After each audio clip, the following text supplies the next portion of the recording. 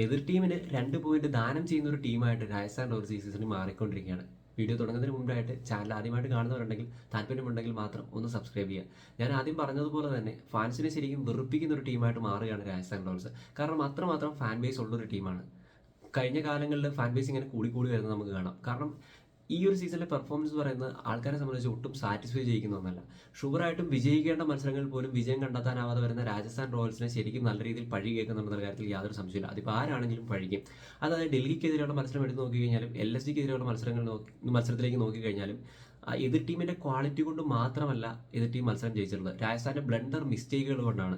ശരിക്കും നമുക്ക് ആ ഒരു മത്സരത്തിലെ ഇപ്പോൾ ഡൽഹിക്കെതിരെയുള്ള മത്സരം മാറ്റി നിർത്തി കഴിഞ്ഞാലും ഇപ്പോൾ ലാസ്റ്റ് നടന്ന LSGക്കെതിരെയുള്ള മത്സരം 18 ബോളിൽ 23 റൺസ് എന്ന സിനാരിയോയിൽ വന്നിട്ടാണ് ലാസ്റ്റ് ഓവറിൽ 9 റൺസ് വരുന്നതും അവിടെ ആവേശ് ഖാനെ പോലൊരു ബോളർ കണ്ടിന്യൂസ് ആയിട്ട് യോർക്കർ എറിയാൻ ശ്രമിക്കുന്നതും ഇടയ്ക്ക് ഒരു ഫുൾ ടോസ് വന്നിട്ട് പോലും അത് ഫിനിഷ് ചെയ്യാൻ സാധിക്കാതെ വരുന്നു. ഇവിടെ രാജസ്ഥാന് പറ്റിയ ആദ്യത്തെ മിസ്റ്റേക്ക് എന്ന് പറയുന്നത് സന്ദീപ് അത്യാവശ്യം ഡെത്തിൽ പ്രൂവ് ചെയ്തിട്ടൊരു ബോളറാണ്. പക്ഷേ കണ്ടിന്യൂസ് ആയിട്ട് സന്ദീപ് സെയിം മിസ്റ്റേക്ക് കാണിച്ചു വെക്കുന്ന കാണാം. പരാഗ് അവിടെ പോയി കമ്മ്യൂണിക്കേറ്റ് ചെയ്യുന്നുണ്ടായിരുന്നില്ല. സന്ദീപ് ആ ഒരു ഹാഫ് പിച്ചർ അല്ലെങ്കിൽ ആ ഒരു സ്ലോ ബൗൺസ് എറിയുമ്പോൾ ഈസി ആയിട്ട് അബ്ദുൾ സമദ് ആ ഒരു ബോൾ ക്ലിയർ ചെയ്യുന്ന കണ്ടിട്ട് വീണ്ടും അത് തന്നെ ട്രൈ ചെയ്യുന്ന എന്താണെന്ന് മനസ്സിലാകുന്നില്ല.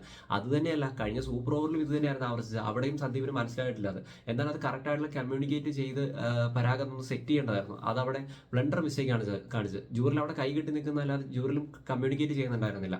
ആൻഡ് ആ ഒരു ഓവറിൽ തന്നെ രാജസ്ഥാന്റെ കയ്യിൽ നിന്ന് കളി വിട്ടുപോയെന്ന് കാണാം നമുക്ക്. എന്നിട്ടും രാജസ്ഥാൻ റോയൽസിന് വേണ്ടിയിട്ട് വൈഭവ് സൂര്യവംശിയും അതോടൊപ്പം തന്നെ ജയ്സ്വാളും കൂടി മികച്ചൊരു സ്റ്റാർട്ടിംഗ് ആണ് കൊടുത്തത്.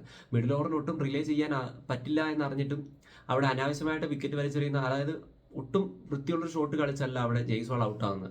സൂര്യവംശിയുടെ കാര്യം അവിടെ പോട്ടെ. പിന്നെ നിതീഷാണെങ്കിൽ ഫീൽഡ് സെറ്റപ്പ് ഒട്ടും മനസ്സിലാക്കിയായിരുന്നില്ല ആ ഒരു ഷോട്ട് എടുത്തിട്ടുണ്ടായിരുന്നത്. ആൻഡ് ഇതിലേക്ക് വേറൊരു കാര്യം നോക്കി കഴിഞ്ഞാൽ പരാഗിനെ പോലെ ഇത്രയും കാലങ്ങളായിട്ട് ഈ ഒരു ടീമിൽ കളിച്ചു വരുന്ന ഒരാളാണ്. അദ്ദേഹത്തിന് അറിയാം എങ്ങനെയാണ് ഇവരുടെ മിഡിൽ ഓർഡർ നിൽക്കുന്നതെന്ന്. ആ ഒരു മിഡിൽ ഓർഡറിനെ ഒട്ടും തന്നെ മനസ്സിലാക്കിയിട്ടില്ലാത്ത രീതിയിലായിരുന്നു പരാഗ് അവസാന സമയത്ത് ആവശ്യമില്ലാത്ത ഷോട്ട് കളിച്ച് ഔട്ടാകുന്നത്. ഉറപ്പായിട്ടും ഇങ്ങനെ സ്കോർ വരുമ്പോൾ ഒരു 19th ഓവറിൽ ഫിനിഷ് ചെയ്യാൻ പോകണം. കാരണം കഴിഞ്ഞ മത്സരത്തിൽ പറ്റിയ അബദ്ധം വീണ്ടും പറ്റാതിരിക്കാൻ വേണ്ടിയെങ്കിലും ഇവർ ശ്രമിക്കണ്ടേ. വീണ്ടും സെയിം മിസ്റ്റേക്ക് ആവർത്തിക്കുകയാണ്.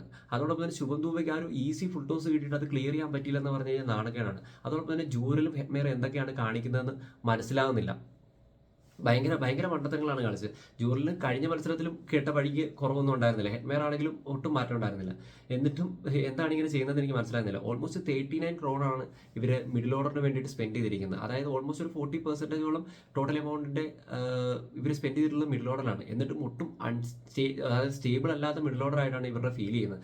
എന്തായാലും ഈ സീസണിൽ ഇനി രാജസ്ഥാനെ നോക്കേണ്ട. ഓൾമോസ്റ്റ് 8 മത്സരങ്ങൾ കഴിഞ്ഞിട്ടുണ്ട്. പോയിന്റ് ടേബിൾ 8ാം സ്ഥാനത്തേക്ക് ആയിട്ടുണ്ട്. ഇനി സൺറൈസേഴ്സും ചെന്നൈ മാത്രമാണ് ബാക്കിയുള്ളത്.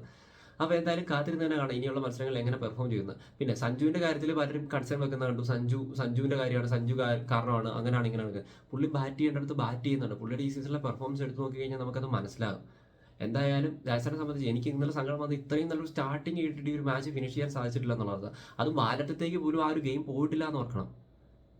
അവരുടെ പ്രൂവ് ചെയ്തുള്ള ബാറ്റേഴ്സാണ് മിഡിൽ ഓർഡർ നിൽക്കുന്നത്. ശരിക്കും ഫോം ഔട്ടാണ് ഈ മിഡിൽ ഓർഡറിലെ താരങ്ങൾ എന്ന് പറയുന്നത്. എന്തായാലും നിങ്ങളുടെ അഭിപ്രായങ്ങൾ എന്ന് വെച്ചാൽ അവരെ ശരിക്കും ഫാൻസിനെ വെറുപ്പിച്ച് കൈ കൊടുക്കുന്നുണ്ട്. അതിൽ സംശയമൊന്നുമില്ല. Bye guys.